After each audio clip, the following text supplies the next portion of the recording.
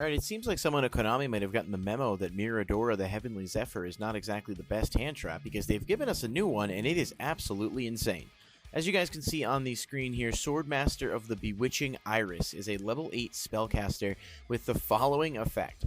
During the main phase, if a monster whose effects are negated is on the field, quick effect, you can special summon this card from your hand. Solid enough. If your opponent special summons a monster, you can activate one of these effects depending on where that monster was special summoned from. Hand, special summon one monster from your hand. Deck, draw 2 cards.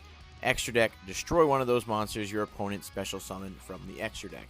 So, in other words, it's a quick effect to special itself on an effortless condition, right? So, like, you can impermanence a monster, special summon itself from the hand, and then your opponent's going to be in an incredibly tight spot regardless of what play they make if they're tapping into special summons at all. So if your opponent special summons from the hand, you can then also special summon some monster from your hand, whatever you want. There's no restrictions on it. If your opponent specials from the deck, you get to draw 2 cards, which means this basically replaces itself and adds an extra. I mean, special summoning from deck is pretty common, right? With cards like Emergency Teleport and other archetypes utilizing it all the time. I mean, it's one of the more common ways that we see special summons. And then extra deck, of course, you can pop one of those monsters, so it's a little bit weaker because, you know, destruction is avoidable by certain extra deck monsters, but realistically speaking, this doesn't target, so it can just destroy pretty much whatever, and acts as an insane counter to pretty much anything. On the flip side, though, anything can play it, so it's, I mean, there's no restrictions outside of just, being able to quick summon it if your opponent has a monster whose effects are negated, which, like I said, is pretty easy to do with Impermanence, Veiler. I mean, there's 1,000 cards you can use that would do that, and Effect Negation is just incredibly common in the meta. I think one of the Dogmatica cards does it as well, actually.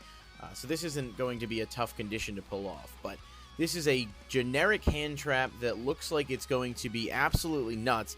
Though I do acknowledge that a lot of times we are guilty of sort of hyping something up a little bit too much before it comes out. This looks like it's going to be pretty solid on paper, and it's a light spellcaster level 8, so it's got synergy with all types of different cards, and it's just draw power plus an extender. I mean, there's so many ways you can use this card that are just going to be abusable, I think. Truth be told, if you use monsters or spells that revive one of your monsters and negate that monster's effects for whatever reason, you can still special this. So there's ways to trigger it with your own cards too, and I'm really excited to see what type of impact this will have on the game. It looks like Dawn of Majesty just continues to shape up to be an absolutely insane set with really, really good cards, and I can't wait to see what else we get from it. So let me know what you guys think of this one in the comments down below. I think it's going to make an impact. Do you guys think it's a little bit overhyped, or do you think it might be as good as it seems on paper? Thank you so much for watching, and I'll see you next time right here at Loveshack.